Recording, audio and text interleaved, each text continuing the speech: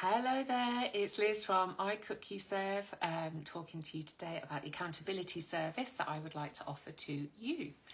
That's nutritional accountability that I would like to offer if you are interested in changing your energy, changing or working through symptoms that you might be living with. Food is very, very powerful, very, very powerful, and it can help support you in change. So, did you miss me? I didn't go live yesterday. Did you miss me? I don't know. I don't think you did. So I needed a little factory reset yesterday. I was getting my butt kicked by hay fever.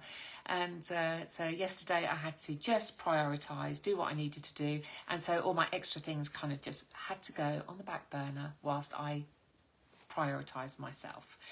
So, and that leads me beautifully onto what I want to just touch on today, which is also involves a bit of a factory reset, which is what I did yesterday. So I want to talk about fasting.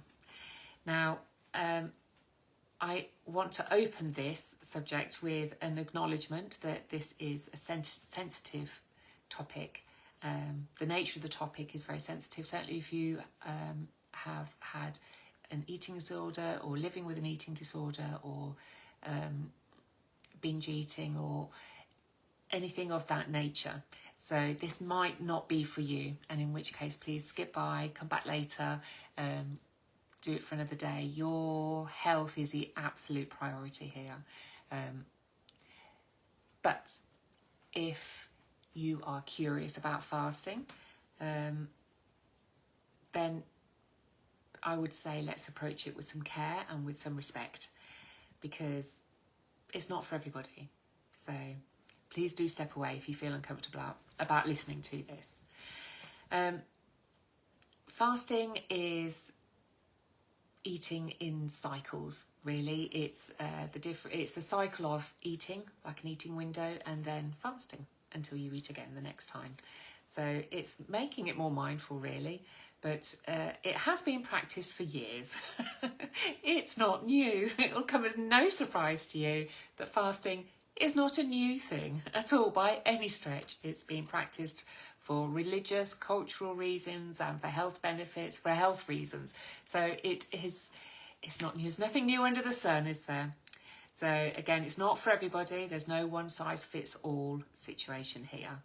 But if you are curious about it and you want to know the benefits, for those that can tolerate fasting, there can be digestive health benefits.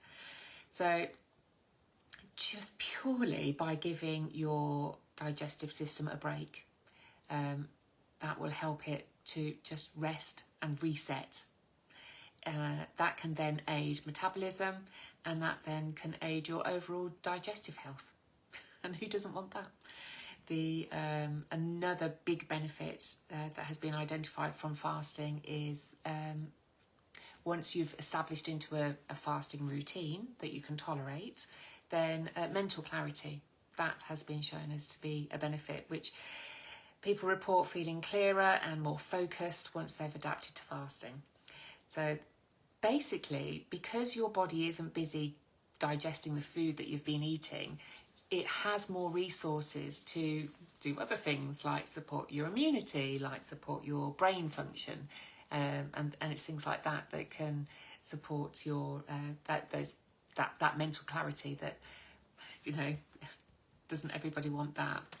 So again, it can be, I just want to acknowledge again, fasting can be triggering for anyone with a history of eating disorders, and it should never be something that is forced on anyone.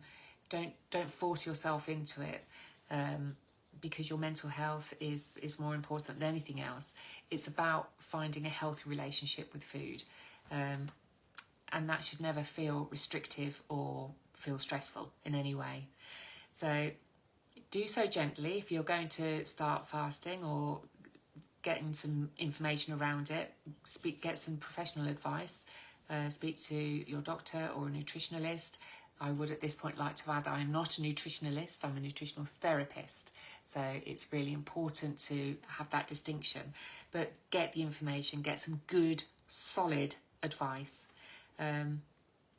before you start a fasting regime. But again, I would say start small, start with a small fasting window, maybe just a couple of hours in between your eating. It doesn't have to be extreme. So and again, it should never be about restriction or deprivation. It should only ever be about balance. So listen to your body, which is easier to do when it's not busy doing everything else. So yeah, I just really wanted to talk delicately around it. There's a lot more to say, but we'll leave that there for now. It's good to see you. Hello, Daniel. I hope you're well. If anyone has any information about fasting, any experience around fasting, please pop something in the comments. It'd be great to keep this conversation going in a safe and respectful way. Okay, take care. Bye-bye.